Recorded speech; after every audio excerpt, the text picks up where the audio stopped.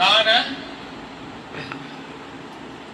C Joseph Vijay எனும் நான்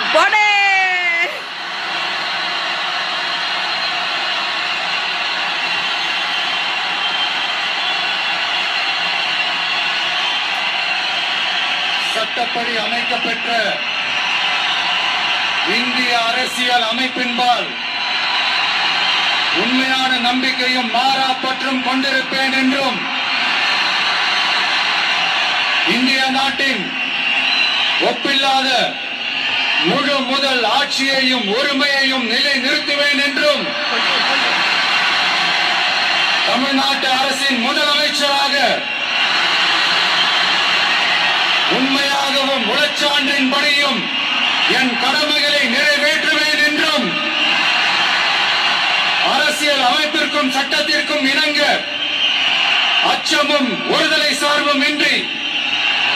விருப்பு வெறுப்பை விலக்கி பலதரப்பட்ட மக்கள் அனைவருக்கும்